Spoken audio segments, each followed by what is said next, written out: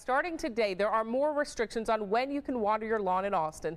The city wants to save water, but one local company says the new rules will actually force them to use more.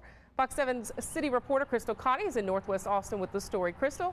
Hi, Loriana. This city, and rather this company, uses high-tech sensors and rain collectors like the one you see behind me to monitor and control their sprinkler system. They say this allows them to use 50% less water and save much more water than they would under the city's new water restrictions. Kenneth Cook is in the business of conserving water. The more he saves, the more money he makes. This property has saved 5.4 million gallons of water in 10 months, which is about 82% of their overall historical use. Cook's company, Acequia, manages irrigation systems for large commercial customers like apartment complexes and office buildings. The city's new rules mean these businesses can water just 2 days a week.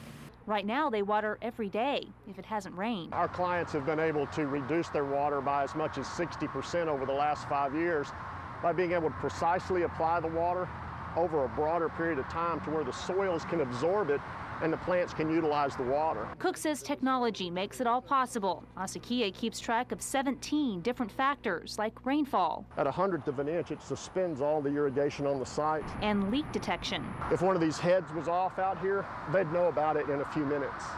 So they'd have a time to respond to it and fix it so there wasn't water wasted. All that information is transmitted from the properties to Acequia headquarters via the internet and helps the businesses use at least 50% less water. Cook says the city's new water conservation rules will actually force them to use more water. And if we're required to put it all down on just 2 days, we will put a lot of water down, but most of it will be wasted because the plants won't be able to utilize it. Councilmember Lee Leffingwell helped create the new rules and says everyone has to do their part to conserve water. But if they can come in and demonstrate that what they're doing actually saves more water in the long run than our current schedule, we would be willing to consider a variance from the regulations on a case-by-case basis.